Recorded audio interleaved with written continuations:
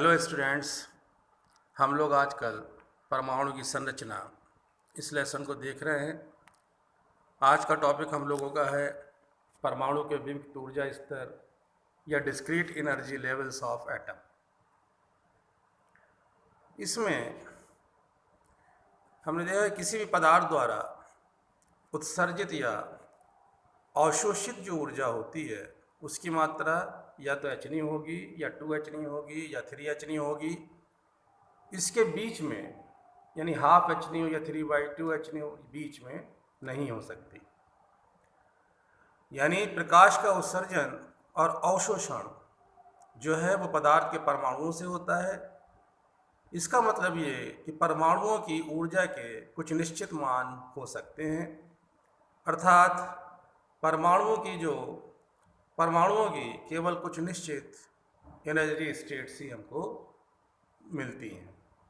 इनको ही परमाणुओं के विविक्त ऊर्जा स्तर कहते हैं। इनको ही discrete energy level of atom कह देते हैं। अब मान लीजिए हमारे पास एक इलेक्ट्रॉन है जिसकी ऊर्जा 7.5 इलेक्ट्रॉन वोल्ट है। अगर ये पारे का परमाणु इस इलेक्ट्रॉन से ऊर्जा ले रहा है तो वो पूरी की पूरी ऊर्जा 7.5 इलेक्ट्रॉन वोल्ट पूरी का पूरे नहीं लेगा। वो या तो इस इलेक्ट्रॉन में से कोई ऊर्जा नहीं लेगा, और यदि लेगा तो उसमें से या तो 4.86 इलेक्ट्रॉन वोल्ट लेगा या 6.67 इलेक्ट्रॉन वोल्ट ऊर्जा ही एब्जॉर्ब कर पाएगा। इसका मतलब कि परमाणु की जो ऊर्जा अवस्थाएं हैं वो सुनिश्चित होती हैं या विविक्त होती हैं।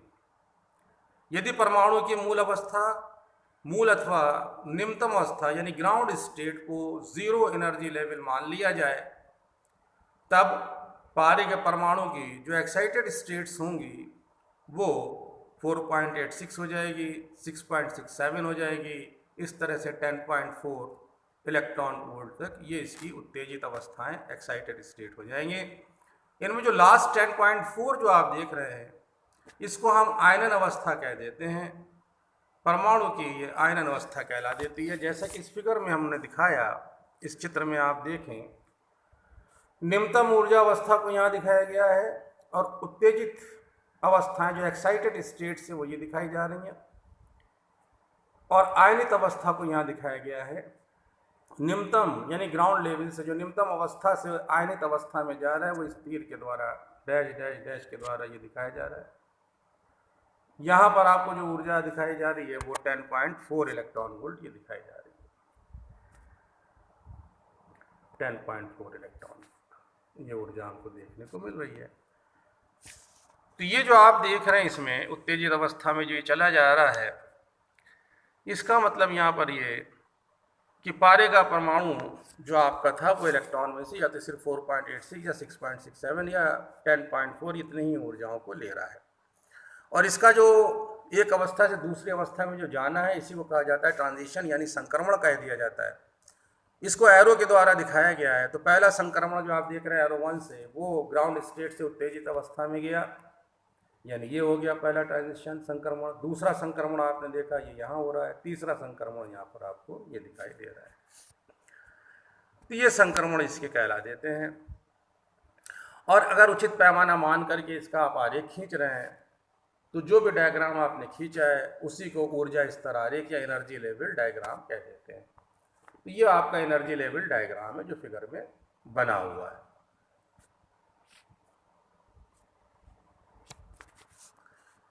अब मान लीजिए यहाँ आगे फिर हम देखते हैं कि किसी भी परमाणु को अगर बाहर से ऊर्जा मिल जाए, इतनी ऊर्जा मिल जाए कि वो ग्राउंड स्टेट को छोड़कर अधिक ऊर्जा वाली किसी अवस्था में पहुंच जाए, तो हम ये कह देते हैं कि परमाणु एक्साइटेड है यानी उत्तेजित अवस्था में है।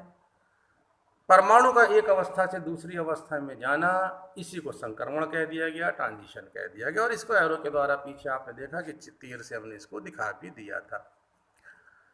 चित्र में आपने ये भी देखा था आयनित अवस्था को भी दिखाया गया, यानी 10.4 इलेक्ट्रॉन वोल्ट पे आपने देखा एरो जो डैश डैश डैश दिखाया गया वो आयनित अवस्था दिखाई गई थी। यानी आयन अगर परमाणु को 10.4 इलेक्ट्रॉन वोल्ट ऊर्जा मिल जाती है पारे के परमाणु को, तो वो आयनित अवस्था में पहुंच जाता है। नेक्स्ट है अपना उत्तेजन तथा आयनन विभव। उत्तेजन विभव से क्या मतलब है? उत्तेजन विभव का मतलब है कि वो कम से कम एक्सीलरेटिंग पोटेंशियल जो किसी भी इलेक्ट्रॉन को इतनी एनर्जी दे दे कि वो इलेक्ट्रॉन जब किसी एटम से टकराए तो उसको वो उत्तेजित कर दे, उसको कहते हैं हम न्यूनतम त्वरक विभव। वो न्यूनतम त्वरक विभव जो किसी इलेक्ट्रॉन को इतना ऊर्जा दे दे कि इलेक्ट्रॉन किसी परमाणु से टकराने पर उसे उत्तेजित कर सके, इसी को कह दिया जाता है उत्तेजन विभव। दूसरी डेफिनेशन आयनन विभव, तो फिर यहाँ वो मिनिमम जो एक्सीलरेटिंग पोटेंशियल होगा जो किसी भी इलेक्ट्रॉन को इतनी एनर्जी दे कि उस एटम को आयनित कर दे, उसको कह दिया जाता है परमाणु का आयनन विभव। पारे के परमाणु के लिए जो फिगर में आपने पीछे देखा, इसके लिए जो फर्स्ट जो उत्तेजन विभव आपको मिला वो 4.86 वोल्ट था, और जो आयनन विभव आपको मिला वो 10.4 वोल्ट था। अब हम लोग हाइड्रोजन परमाणु के आयनन ऊर्जा एवं विभव पर डिस्कस करेंगे। इसके लिए हम लोग पढ़ चुके हैं कि हाइड्रोजन की nवीं कक्षा में जो ऊर्जा है उसका फार्मूला आपको देखा निकाला गया था, En = -13.6 n²।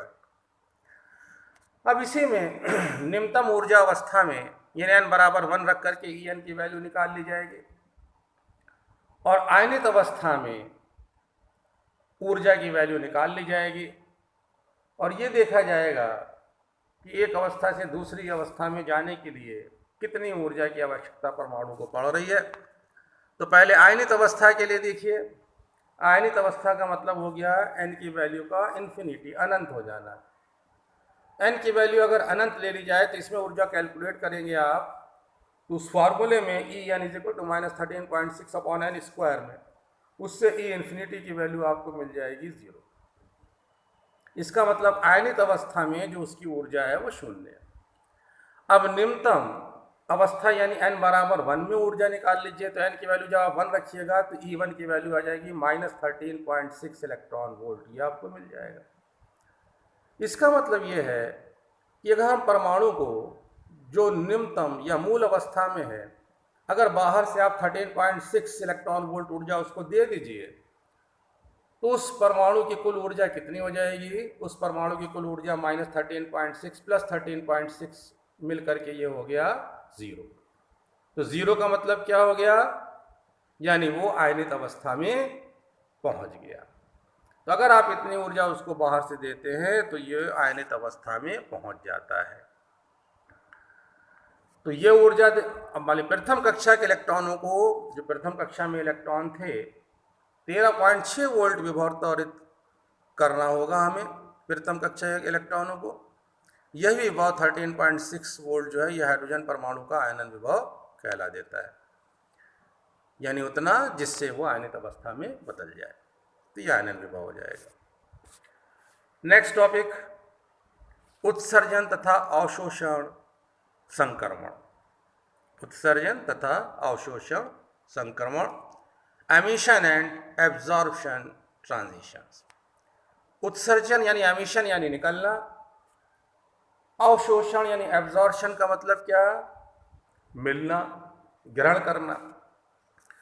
अब देखिए कि तत्वों के परमाणुओं के लिए जो ऊर्जा की मात्राएं ग्रहण करने की जो होती है वो अलग अलग तत्वों के परमाणुओं के लिए अलग अलग होती है।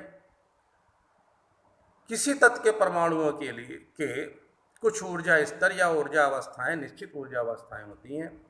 जैसे यहाँ फिगर में हमने पारे के परमाणु का ऊर्जा स्तर आरेख बनाया हुआ है।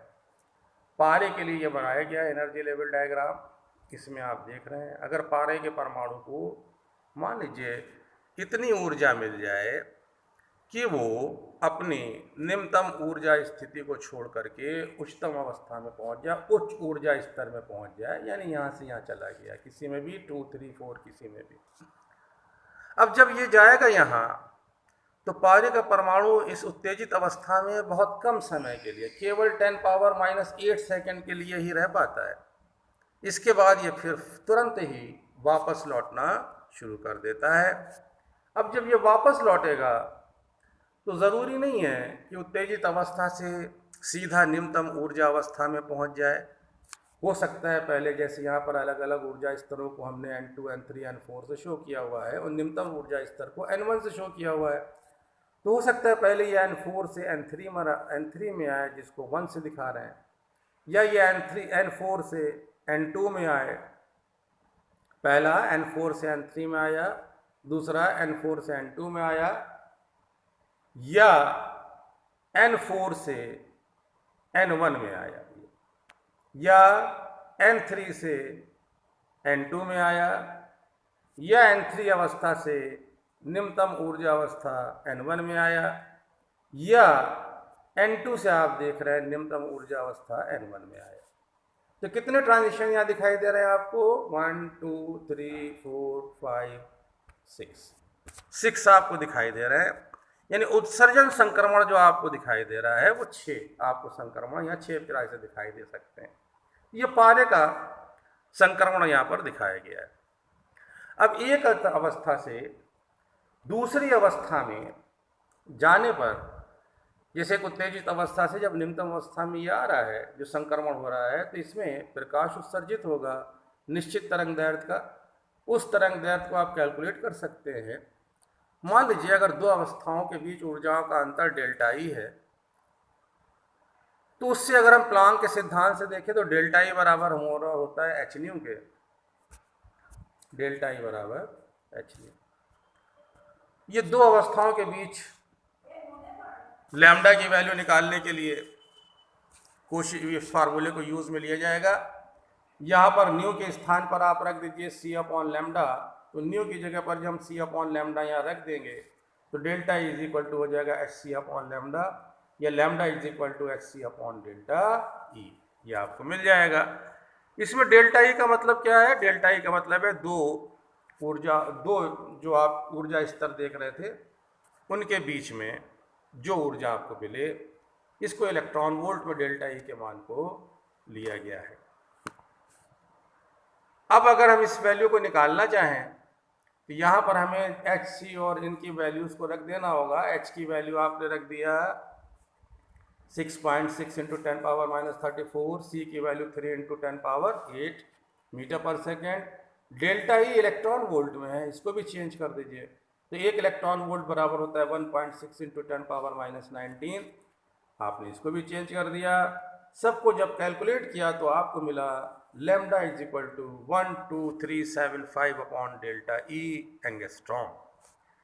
इस फार्मूले से अब आप डायरेक्ट तरंग दैर्ध्य के कैलकुलेशन कर सकते हैं। आपको डेल्टा ई मालूम होना चाहिए। जैसे अब देखिए जो पीछे फिगर में आपने देखा, अगर हम उसमें ट्रांजिशन 4 की बात करें तो ट्रांजिशन 4 में आप देख रहे हैं परमाणु 6.67 इलेक्ट्रॉन वोल्ट से वापस किस में आ रहा है? वो वापस आ रहा है 4.86 में। तो इन दोनों ऊर्जा स्तरों के बीच में अंतर क्या मिला? डेल्टा ई 1.81 इलेक्ट्रॉन वोल्ट का मिला। तो किस तरंग दैर्ध्य का प्रकाश यहाँ उत्सर्जित होगा, इसको निकालने के लिए अब लैम्डा बराबर 12375 अपॉन डेल्टा ई उस फार्मूले में मान को रख दीजिए। तो यहाँ डेल्टा ई के स्थान पर 1.81 आपने रख दिया, लैम्डा कैलकुलेट किया, लैम्डा आया 6837 एंगस्ट्रॉम। यानी इस ट्रांजिशन में, ट्रांजिशन 4 में जो प्रकाश उत्सर्जित होगा उसकी तरंग दैर्ध्य 6837 एंगस्ट्रॉम होगी। इस तरह से हम लोग अलग अलग संक्रमण के लिए इसको कैलकुलेट कर सकते हैं, देख सकते हैं। ये था उत्सर्जन संक्रमण। अब देखा जाए अवशोषण संक्रमण। जैसे उत्सर्जन में आपने देखा, उत्सर्जन संक्रमण में जब प्रकाश उत्सर्जित होगा कि उच्च ऊर्जा स्तर से परमाणु निम्नतम ऊर्जा स्तर में, निम्न ऊर्जा स्तर में आते हैं। इसी तरह अवशोषण में क्या होगा? जब ये एब्जॉर्ब करेंगे तो निम्नतम ऊर्जा स्तर से उच्च ऊर्जा स्तर में ये जाएंगे। जैसे यहाँ फिगर में फिर आप देख रहे हैं पारे के परमाणु के कुछ ऊर्जा स्तर यहाँ बनाए गए हैं, ये दिखाए गए हैं कि पारे के लिए, पारे के वाष्प के, जो पारे से भरी हुई वाष्प है, अगर उसमें से व्हाइट लाइट डाली जाती है तो पारे के परमाणु उसमें से या तो 4.86 इलेक्ट्रॉन वोल्ट या 6.67 इलेक्ट्रॉन वोल्ट के फोटोनों को एब्जॉर्ब कर लेते हैं तथा निम्नतम ऊर्जा स्तर को छोड़कर ऊंचे ऊर्जा स्तरों में चले जाते हैं। जैसे आप देख रहे हैं निम्नतम ऊर्जा स्तर छोड़ करके ये चला गया यहाँ 4.86 में, ये चला गया यहाँ 6, 7 में इस तरह से ये प्रोसेस ये आगे चलता है, ये आपको दिखाई दे रहा है। चले जाते हैं।